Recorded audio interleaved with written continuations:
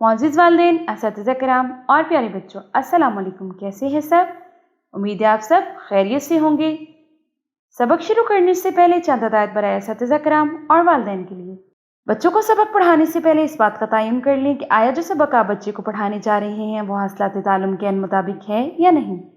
اس سبق کی تکمیل کے بعد طلبہ اس قابل ہو جائیں گے کہ وہ متن کو فہم سے پڑھ سکیں، عبارت کا مقصد سمجھتے ہوئے درست تلفظ کے ساتھ روانی سے پڑھ سکیں، نظم و نثر، بلند خوانی، خاموش مطالعہ پڑھ کر سوالات کے جوابات دے سکیں، جماعت، اسکول کی اسمبلی، بزم ادب یا باہمی گفتگو میں اپنے خیالات کو اعتماد کے ساتھ پیش کر سکیں، تذکیر و تانیث، جاندار اور بے جان کے مطابق الفاظ کا جملوں میں استعمال کر سکیں، اپنی بول چال میں اردو گنتی اور عددی ترتیب کا خیال رکھ سکیں، کسی بھی موضوع پر اپنے ساتھیوں کے ساتھ اردو مباحثے میں حصے لے سکیں، 1 سے 20 تک گنتی اردو ہندسوں اور لفظوں میں لکھ سکیں، اردو میں سنی گئی گفتگو کا مفہوم سمجھ کر یاد رکھ سکیں اور بیان کر سکیں۔ سوچیں اور بتائیں، موزن رسول صلی اللہ علیہ وآلہ وصحبہ وسلم کون تھے؟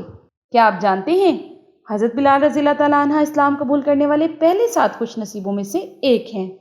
برائے اساتذہ کرام، تدریسی مقاصد کے حصول کو یقینی بنانے کے لیے ہر سبق کے آغاز میں حاصلات تعلم درج ہیں۔ طلبہ کی آمادگی کے لیے سبق پڑھانے سے پہلے سوچیں اور بتائیں کہ عنوان سے سوالات اور کیا آپ جانتے کہ عنوان سے اضافی معلومات فراہم کی گئی ہیں۔ سبق کی تفہیم کو پرکھنے اور طلبہ کی توجہ برقرار رکھنے کے لیے ٹھہرے اور بتائیں کہ عنوان سے بھی سوالات شامل کر دیے گئے ہیں۔ اب بڑھتے اپنے آج کے سبق کی طرف۔ تو آج کا ہمارا سبق ہے حضرت بلال موزن رسول صلی اللہ علیہ وآلہ وصحبہ وسلم۔ خاص الفاظ میں شامل ہے حکمت، دانائی، صفا، مقدس، وصال۔ سب سے پہلے ہم کرتے ہیں اپنے سبق کی بلند خوانی۔ حضرت بلال رضی اللہ تعالیٰ عنہ کو اسلام کا پہلا مؤذن ہونے کا شرف حاصل ہے۔ رسول کریم صلی اللہ علیہ وآلہ وصحبہ وسلم نے ارشاد فرمایا، بلال تمام مؤذنوں کا سردار ہے۔ حضرت بلال رضی اللہ تعالیٰ عنہ اسلام قبول کرنے والے 7 خوش نصیبوں میں شامل ہیں۔ اسلام کے ابتدائی دنوں میں حضرت بلال رضی اللہ تعالیٰ عنہ امیہ بن خلف کے غلام تھے۔ اسی زمانے میں ان کی نبی کریم صلی اللہ علیہ وآلہ وسلم سے چند ملاقاتیں ہوئیں جن میں وہ اس قدر متاثر ہوئے کہ انہوں نے اسلام قبول کر لیا۔ جب امیہ کو یہ خبر ملی تو اس نے حضرت بلال رضی اللہ تعالیٰ عنہ پر ظلم و ستم کی انتہا کر دی۔ آپ رضی اللہ تعالیٰ عنہ کو دہکتے ہوئے انگاروں پر لٹا دیتا۔ آپ رضی اللہ تعالیٰ عنہ کے بدن کی چربی پگھل پگھل کر انگارے بجھا دیتی، مگر زبان سے احد احد کے سوا کچھ نہ نکلتا، کیونکہ آپ رضی اللہ تعالیٰ عنہ کے سینے میں عشق رسول صلی اللہ علیہ وآلہ وسلم کی حقیقی شمع روشن ہو چکی تھی۔ امیہ آپ رضی اللہ تعالیٰ عنہ کے گلے میں رسی ڈال دیتا اور شریر لڑکوں کے حوالے کر دیتا۔ وہ آپ رضی اللہ تعالیٰ عنہ کو مکہ کی وادی میں گھسیٹتے ہوئے اور گرم ریت پر اوندھے منہ ڈال دیتے۔ آپ رضی اللہ تعالیٰ عنہ پر پتھروں کا ڈھیر لگا دیتے، لیکن عشق رسول صلی اللہ علیہ وآلہ وصحبہ وسلم نے اسلام ترک نہ کیا۔ یہ سلسلہ کافی عرصہ جاری رہا۔ بالآخر ایک دن حضرت ابوبکر صدیق رضی اللہ تعالیٰ نے آپ رضی اللہ تعالیٰ عنہ کو امیہ سے خرید کر آزاد کر دیا۔ ٹھہرے اور بتائیں، حضرت بلال رضی اللہ تعالیٰ عنہ کو امیہ بن خلف سے کس نے خریدا؟ تو اس کا جواب ہے حضرت بلال رضی اللہ تعالیٰ عنہ کو امیہ بن خلف سے حضرت ابوبکر صدیق رضی اللہ تعالیٰ عنہ نے خرید کر آزاد کیا، جس کے بعد حضرت بلال رضی اللہ تعالیٰ عنہ اپنا سارا وقت آپ صلی اللہ علیہ وآلہ وصحبہ وسلم کی بارگاہ اقدس میں گزارتے۔ آپ صلی اللہ علیہ وآلہ وصحبہ وسلم سے قرآن مجید کی تعلیم حاصل کرتے، حکمت و دانائی کی باتیں سیکھتے اور دین حق کو زیادہ سے زیادہ پھیلانے کی کوشش کرتے۔ ہجرت مدینہ کے بعد حضرت بلال رضی اللہ تعالیٰ عنہ نے نبی کریم صلی اللہ علیہ وآلہ وصحبہ وسلم اور صحابہ کرام رضی اللہ تعالیٰ عنہ کے ساتھ مل کر مسجد نبوی کی تعمیر میں بھرپور حصہ لیا۔ جب نماز سے پہلے لوگوں کو بلانے کے لیے اذان دینے کا طریقہ اختیار کرنے کا فیصلہ ہوا تو رسول اکرم صلی اللہ علیہ وآلہ وصحبہ وسلم نے حضرت بلال رضی اللہ تعالیٰ عنہ کو حکم دیا کہ اذان دو، پھر ان کو اذان کے کلمات سکھائے اور ہدایات فرمائی کہ دونوں کانوں میں انگلی دے کر اذان دو تاکہ تمہاری آواز بلند ہو اور دور تک پہنچے۔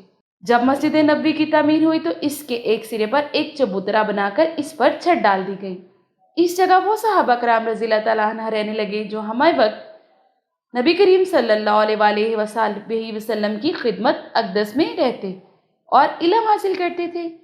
ان مقدس اصحاب کو اصحاب صفا کہا جاتا ہے۔ عربی میں صفا چبوترے کو کہتے ہیں۔ سیدنا حضرت بلال رضی اللہ تعالیٰ عنہ بھی اصحاب صفا میں سے ہیں۔ سرکار دو عالم صلی اللہ علیہ وآلہ وصحبہ وسلم کے وصال کے بعد حضرت بلال رضی اللہ تعالیٰ عنہ شام کی جنگوں میں شرکت کے لیے چلے گئے۔ بیت المقدس کی فتح میں آپ رضی اللہ تعالیٰ عنہ شریک تھے۔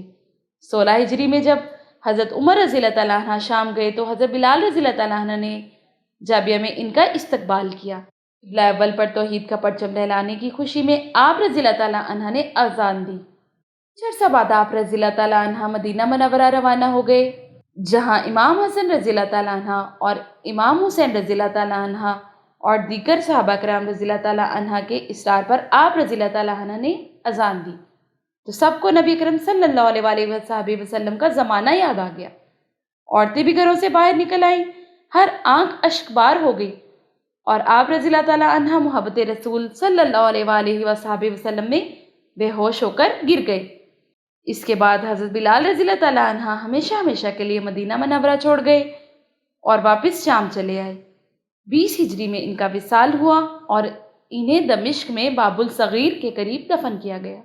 ٹھہرے اور بتائیں، حضرت بلال رضی اللہ تعالیٰ عنہ نے کن جنگوں میں حصہ لیا؟ تو اس کا جواب ہے حضرت بلال رضی اللہ تعالیٰ عنہ نے شام کی جنگوں میں حصہ لیا۔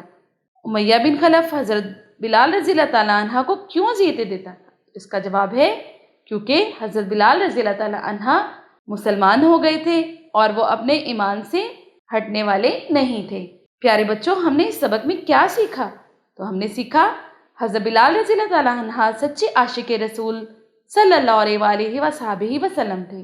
حضرت بلال رضی اللہ تعالیٰ عنہ نے بے شمار سختیاں برداشت کی مگر ایمان پر قائم رہے اور اللہ تعالیٰ اور اس کے رسول حضرت محمد صلی اللہ علیہ وآلہ وسلم کی اطاعت نہ چھوڑی۔ برائے اساتذہ کرام، بچوں کو صحابہ کرام رضی اللہ تعالیٰ عنہ کی زندگیوں پر کتب پڑھنے کی تاکید کریں۔ بچوں کو اسکول کی لائبریری کا رکن بنوائیں اور انہیں کتب پڑھنے کی ترغیب دیں۔ ان کی لکھائی درست کرنے کے لیے بار بار مشقیں کروائی جائیں۔ بچوں کے ساتھ تعلیم کے فوائد پر سیر حاصل گفتگو کریں اور ان سے اس گفتگو کا مفہوم دریافت کریں۔ جی تو پیارے بچوں، آج آپ نے میرے ساتھ یہ بہت ہی دلچسپ سبق پڑھا اور آپ نے دیکھا کہ اسلام کی خاطر حضرت بلال رضی اللہ تعالیٰ عنہ نے کتنی اذیتیں برداشت کی، پھر بھی وہ اپنے ایمان سے نہیں ہٹے۔ کل پڑھیں گے ہم اسی سبق کی مشق کو۔ اس وقت کے لیے مجھے اجازت دیں، اپنا بہت سارا خیال رکھیے گا۔ اللہ حافظ۔